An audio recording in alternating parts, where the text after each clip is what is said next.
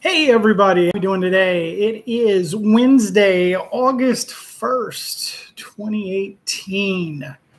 And it's like 5 months to Christmas, right? It's crazy. It's been a fast year. A lot's been happening. Anyway, I wanted to come to you today, talk to you a little bit. I titled this one basically How Small Things Become Mountains. And one of the things that I'm learning from people that are giving me feedback, which, by the way, I love and thank all of you that have reached out to me and told me, hey, I've got a daughter, a son, a cousin, my wife, what have you, that you guys are reaching out and letting me know. And I want to tell you that it's good therapy, but also these are kind of meant for you in a way so that you can sort of understand the mindset of what is going on there with your person in your family or a friend. And so it's nice to know that these are working and helping. So with that, I'm going to give you today, I'm going to give you a little bit of what it is like for a normal person to see something as a very small thing. But for people like myself, how it becomes a mountain. And so that's what I'm going to try to hopefully explain and give you a little insight on and that. So a little thing. I tried over the last week to pay attention to those little things that set me off, if you will, and try to figure out what they were. And here is a prime example. When I do go out in public, and I do go out here and there, but I will tell you that I don't like being around large crowds. They bother me. Okay.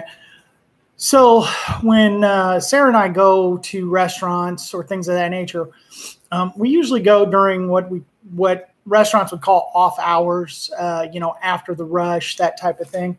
Well, here last week, you know what? I'm going to take my glasses off. I don't like that. Last week, we went to a Taco Bell, and we walked in, and we were the only people in the restaurant, okay?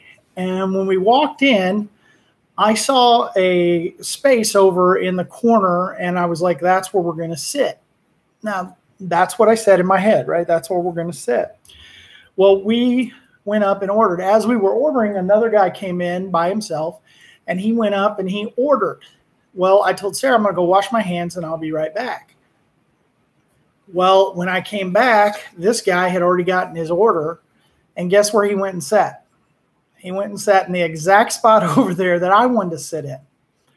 And I had already pre-prepared in my mind, that's where I was going to sit. Now, for most people, it's a small thing, right? It is so minute. You're like, dude, there's this whole restaurant. There's nobody in there but you and this guy. He sits in this one spot, and all of a sudden, I'm starting to go wackadoo. It bothers me. And I don't know why it bothers me. I'm just telling you that it bothers me. And I think it's because I was like, that's where I'm going to sit. I had put it in my mind, that's where I was going to sit. And for whatever reason, it made me feel like I was in a protected spot, I guess would be the only way I could describe it. But the point being that then I started talking to Sarah about where are we going to sit? Where are we going to sit? And there were two other families that were finishing up their meals in two different spots. And the way that they were situated, there weren't like really any spaces that I felt comfortable sitting in, see? And so then it was like, what are we going to do? What are we going to do? I don't know what to do. And so she's trying to, calm me down because I'm freaking out because this guy took my space, you see? And so what I want you to understand is that sometimes maybe you're with somebody or a friend, family, child, husband, wife, whatever, and you see this kind of behavior. Understand that it's okay to be that way. I think that's one of the things. It's not There's nothing wrong with that behavior. And it seems off, and I get that. But at the end of the day, there's not really anything wrong there. I think that what has happened is that for us, and again, when I always refer to us, I'm talking about me, but I know there are others like me because I'm being told there are. But with us, we get up here, and I think we get motion set in our head that this is the way it's going to be. We're like horses with blinders on, that this is the track we're going down, right? And then when we get to going down that track and it's something blocks our way, we don't know what to do. It was a small thing. It was a small thing. Where to sit in a restaurant that's basically not hardly anybody in there, right? That doesn't seem like a big deal. And it seems sort of like, I mean, I can see it from a, what the heck? I mean, that's not a big thing. But you understand that for us, it is this huge deal. It is this, what the heck is going on? Why is my world crumbling apart? Why can't I feel safe? Why can't I sit where I want? Why is this is what's going on up in here, okay? And so I'm telling you this to tell you that when you are dealing with people who have these same things going on in their, in their head, that you're with somebody and they're like this, for me, the easiest thing to do is when Sarah will say, well, where do you want to sit? Do you want to go to the car? Do you just want to go home? Sometimes just backing out of the restaurant and taking a deep breath of air and thinking, okay, we're going to go in here and I'm going to find a new place to sit. It's just that simple. But when you don't understand it and nobody's ever explained it to you, and people that don't talk to you about it, or that have it don't talk to you about it, again, that is the key to this. It has to be a conversation, and you have to be willing to love them just a little bit more in those time periods and have a little bit more understanding, because those are the times when you are needed most. You have to remember that people like me, we have what we call safety net people is a good word, I guess, for it. I have those people that, you know what, if I'm super, super, super, super down, I know who are the people I can call. I know who my rocks are. I know that I can call them and I'm going to get the support that I need immediately. And then there are those that I can call and they don't know why I'm calling, but sometimes I'm just calling because I can't get a hold of rocks, and I'm just calling them just so I can have somebody to talk to and depressurize that. You know what I mean? So I guess what I'm saying is that is, and we go back to it. You walk into a restaurant, that's where I'm going to sit, small thing. But because I couldn't sit there, it became this huge thing, right? So that's just one small example of something small becoming a mountain, all right? Other times it can be a simple, one of the things that sometimes it's just a statement that is made, or a little small thing that happens. I'll give you another one. This happened last night. Went to the drive-through.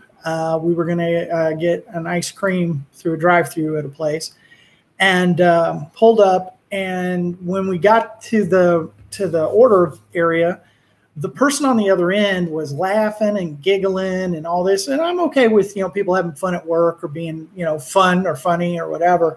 But when it becomes to a point where you're distracted and can't take my order and you're not paying attention, and then you're doing things wrong on the screen, like not putting in the right stuff, and it becomes a distraction, and it becomes, to me, very unprofessional. And one of the things I've always believed is that when you're doing what you do, you have to be the highest of professionalism at it. Now, am I always 100%? No, never. No, I can't claim that I ever was, but I did my best. And I get that sometimes people slip up or have things, but this was a little, to me, again, so a little above and beyond that. So I said, you know what, we're just going to come around and come in and order inside. And I walked in, and again, we're just talking about somebody who's laughing and sort of goofing off at work, teenager, right? And it bothered me. Small thing. See, I recognize it. And that's what I'm trying to tell you. You recognize it's a small thing. We recognize it. I recognize it. People with mental disorders, we recognize it. The problem becomes we can't stop the accelerator that's going on up here from making it go and go and go and go and go and go. And so what's happening is in our mind, it's going by like this. You understand? It's like being in a 200-mile-an-hour traffic, and it's going by like that. And we just, we want to slow it down. We want to stop. We want to back off. We want to make it the small thing. But to us, it has become a big thing, and it has rolled so fast. We can't stop what's going on up here. We just can't. So I said to Sarah, you have to come in with me because I do not want to go off the edge on this person. And I didn't. When we went inside, I said, can I speak to a manager? And the girl that was on the headset that was doing all that comes over with a little smirk like this. I'm the manager. Can I help you? And that just set me off even more. And I could tell that I was starting to get really cranked up, what they would call triggered. And let me tell you something. It's not funny to trigger somebody. And it's not funny to make fun of somebody who's triggered, okay? There's somebody that I went to high school with, and I won't name his name, okay? I won't do it. I won't tell you offline or anything. I'm just gonna let you know that he finds it funny to make comments on Facebook or different things. He finds it funny. He finds it funny to get me triggered. He even said, I find it funny to get you triggered. That's not funny. It's not cool at all. I blocked him. I don't talk to him. And now when he comments in on other people's things that we're mutual friends with, I can see his comments. It doesn't matter. I've blocked the guy, okay? Because I don't need toxin like that. And I don't need people in my life who think it's funny to mess with a mentally ill person. If I had Down syndrome, would he make fun of me because I ran at the Special Olympics? If I didn't have a left hand, would he make fun of me because I couldn't clap? And I will tell you what I have told my daughters, and I've told you before, my daughters don't speak to me, and I'll tell you what I've told my daughters. You know what? If I was a drug addict, I was addicted to drugs, any kind, and you want to talk to me because I was a drug addict, and that was something that I could control whether or not I do, I can understand that. If I was an alcoholic and drank and drank and drank, and it was something I could control, I can understand you not talking to me because of that. Plethora of other things, but it comes down to this. I can't control what goes on up here. I can't control this. If I could, I would, and I would be just normal everyday guy, right? I can't. And there are many, many others just like me out here that can't. And we try, but we can't. And the point is that it's no cooler to make fun of those people or jump on us or anything else. And I'm not trying to make us out to be victims. That's not my point. My point is that it's something nobody wants to talk about, and everybody wants to just say, grow up, get the chip off your shoulder. You need to get over it. Get over it. Yeah, that's the big one. Well, do you want to know what kids do in schools today to get over it? Do I even have to say what they do? I'm not going to say what they do because you know what they do. Do you know what adults do? They go to work and do the same thing because they don't know any other way, because nobody wants to talk about it. All anybody wants to do is A, dismiss it, or B, make fun of it. Well, the time to make fun of it is over with. The time to dismiss it is over with. I had somebody yesterday said, I had a cyberbullying incident. Okay. This guy told me to kill myself, right? Class act, right? He said, well, you should just kill yourself, right? I contacted the police department in that guy's city. Do you know what they said? Nothing we can do. Bull. There are laws on the books for cyberbullying. And when you tell somebody to commit suicide, I mean, there's a girl in Texas that just got convicted of murdering her boyfriend for that, right? And that's what I'm talking about. Nobody sees it as a serious issue. They just blow it off. I don't care how old you are. If you're being bullied, you're being bullied, okay? And if somebody tells you to kill yourself, that ain't funny. That's serious stuff. And it's when people can control themselves, that's one thing. But when you can't control yourself, there are people that are worse off than me, okay? At least I have proper medications that are helping me. Right? I can identify stuff. I've went to therapies and I am getting better, right? But there are people that are way worse than me that aren't on meds, that don't know this stuff and don't know how to control it. And those are the ones that are being laughed at or made fun of or pushed off. And nobody wants to deal with them. Everybody wants to, I don't want to deal with that. I don't want to deal with that. Well, okay. So what do? Do we just go through life, no help, no love, no nothing? Well, we can't do that anymore. It can't happen anymore. We have to stand up and we have to say, I want help. I need help. And I need you to help me. And I need you to be there for me. And I need you to talk to me. And even if you don't understand this little small thing becoming this huge mountain, or doing this, right? 0 to 100 super fast. Even though you don't understand it, hey, look at me. Let's go outside.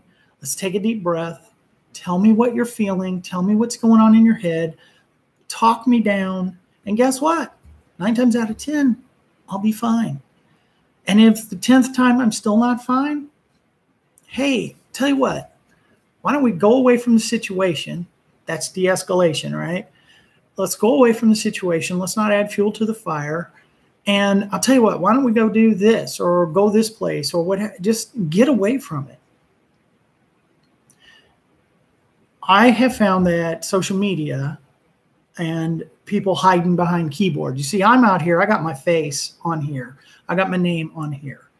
You want my telephone number, my address, I'll give it to you, okay? I'm not hiding behind a keyboard saying, kill yourself.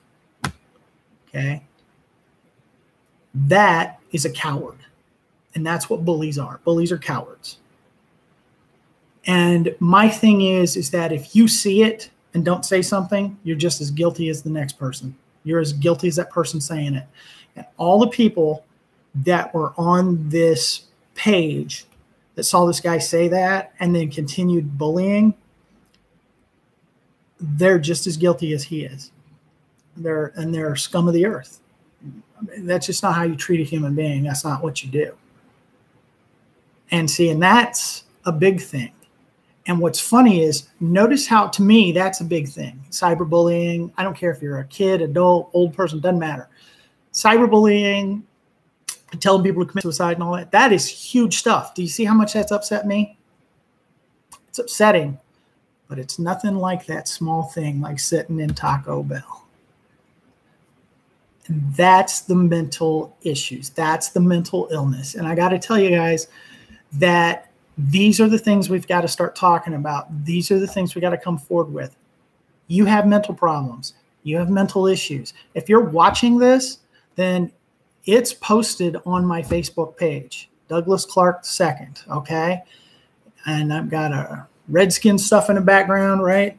You can't miss me, okay? You can contact me. You can friend me. And you can say, hey, man, you have 5 minutes to talk, 10 minutes to, I will talk until you don't want to talk anymore. You're friends with somebody like this. You have a relative with something like this. And you feel that they could benefit from talking to me. Talk to me. Tell them to talk to me. Give me their information. If they'll talk to me, I'll talk to them. And then I'll talk to you and help you figure out why it's different one way or the other. Okay. So that's today's subject. That's today's topic. That's what I wanted to get out today. I'm going to try to keep these 20 minutes or less. It's at the 20-minute mark. Thank you. Have a great day. Bye.